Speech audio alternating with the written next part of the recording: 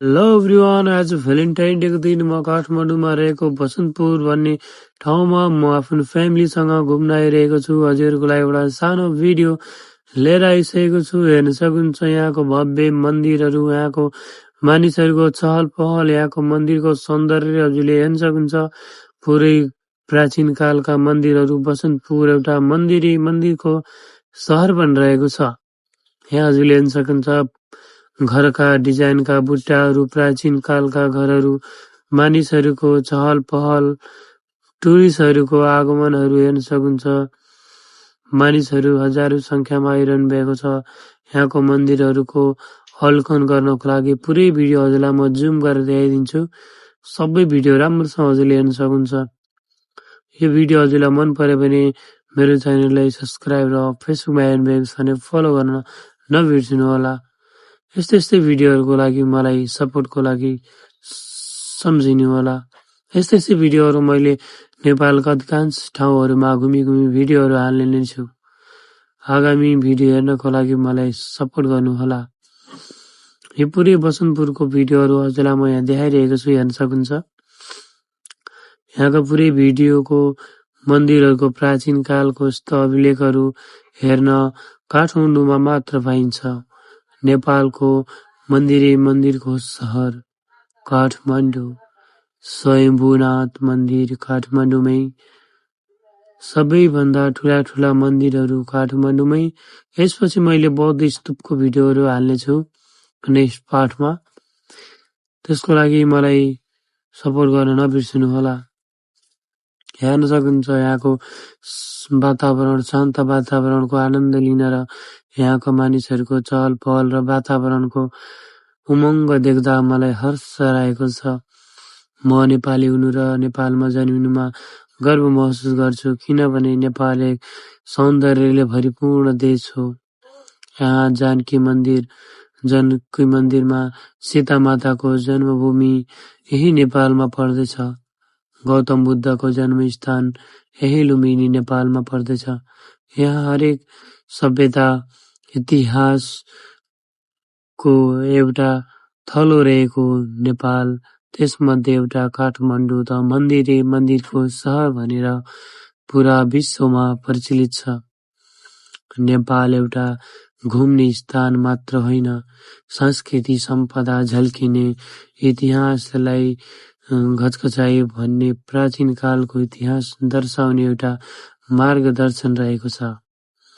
यहाँको प्रत्येक घरले एउटा यस्तो आवाज सुनाइरहेको छ, जुन आवाज सुन्नको लागि मानिसहरू तत्पर आइरहनुहुन्छ। यहाँ कार्यक्रम भइरहेको छ आज भ्यालेन्टाइन डेको दिन। यहाँ भेरी स्पेसल डान्स सङ्गीतहरू भइरहेको छ, सुटिङहरू भइरहेको छ। यो भिडियोको लागि हजुरले सर्ट भिडियोमा चेक गर्न सक्नुहुन्छ। मैले यसलाई सर्ट भिडियो पनि बनाएर राखिने छु। यसको म्युजिक, यसको आवाज सबै सुन्नको लागि सर्ट भिडियोहरूमा गएर हेर्नु होला। मैले यसको एउटा सर्ट भिडियो पनि बनाइदिन्छु।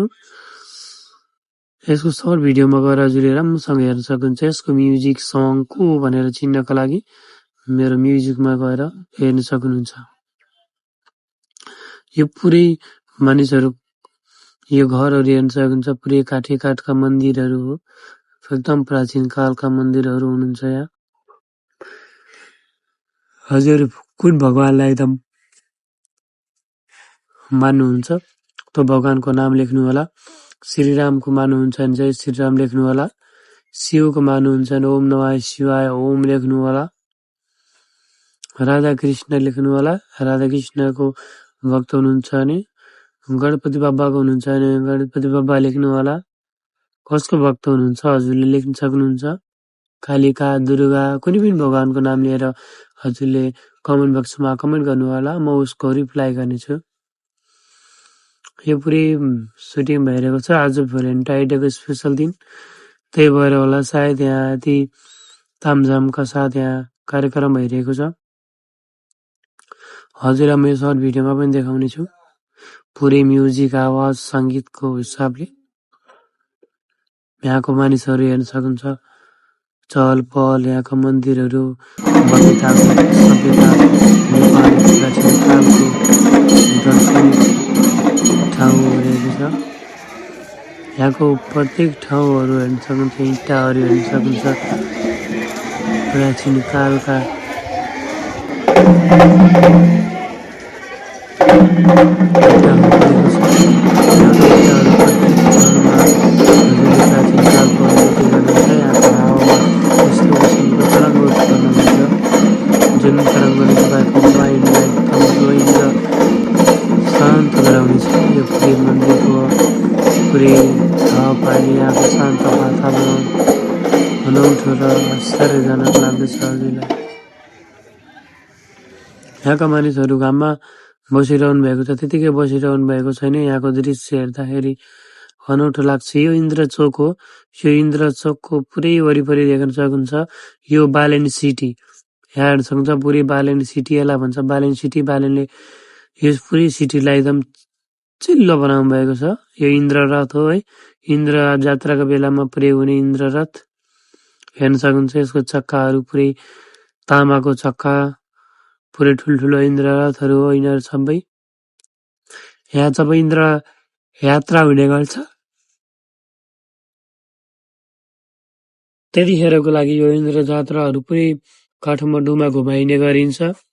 त्यतिखेरको माहौल पुरा काठमाडौँमा गुज्ने गरिन्छ। यो इन्द्ररथ प्राचीन कालको इन्द्ररथ रहेको छ। यहाँको मन्दिरहरू हेर्न कति भव्य र भव्यशाली मन्दिरहरू रहेको छ। यसको पार्ट 2 मा हजुरलाई यो मन्दिरको ठुलो मन्दिरको भित्र लगेर देखाउने छु। त्यसको लागि मलाई सपोर्ट गर्न नबिर्सनु होला। यहाँ हेर्न सक्नुहुन्छ सामानहरू बेचिरहनु भएको छ। यहाँ टुरिस्टहरू फोटो खिचिरहनु भएको छ। यो दृश्य हेर्दा मलाई एकदम भावुक बनाएको छ। यसपछि म अब बाटोतिर यहाँको माहौलहरू देखाउँदै म सरासरी बाटो फर्किँदैछु।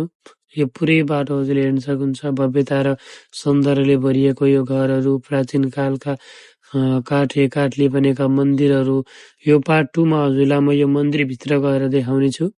त्यसको लागि मेरो च्यानललाई युट्युबमा हेर्नुभएको छ भने सब्सक्राइब गर्न र फेसबुकमा हेर्नुभएको छ भने फलो गर्न नबिर्सनु होला। यो पुरै मन्दिरको भिडियो हजुरलाई म देखाउने छु। यहाँसम्म मलाई साथ दिनुभएकोमा हजुरहरूलाई धेरै धेरै धन्यवाद। आगामी भिडियोहरू ल्याउने छु।